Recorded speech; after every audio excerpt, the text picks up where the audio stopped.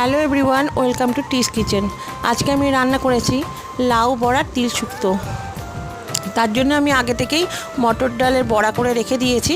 এবার কড়াইতে তেল দিয়ে তাতে 5 ফোড়ন আর শুকনো লঙ্কা দিয়ে নাড়াচাড়া করে তার মধ্যে কুচিয়ে রাখা লাউ দিয়ে তার মধ্যে চেরা কাঁচা লঙ্কা আর নুন, চিনি, হলুদ সব পরিমাণ মতন দিয়ে বড়াগুলো দিয়ে ভালো করে নাড়িয়ে চাড়িয়ে দিয়ে তার মধ্যে আমি বেটে রাখা তিল আর পোস্ত দিয়ে নাড়াচাড়া করে তার মধ্যে অল্প জল দিয়ে যে যতটা ঝোল খাবেন সেই পরিমাণ মতন জল দিয়ে ভালো করে সিদ্ধ করে নিয়ে নামানোর সময় একটু আদা বাটা বা আদা কুচি একটু দিয়ে নাড়িয়ে চাড়িয়ে নামিয়ে নিয়েছি।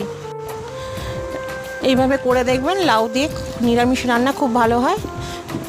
রান্নাটা ট্রাই করে দেখবেন, যদি ভালো লাগে কমেন্ট করে জানাবেন আর আমার চ্যানেলটাকে সাবস্ক্রাইব করে দেবেন আর শেয়ার করে দেবেন। নমস্কার।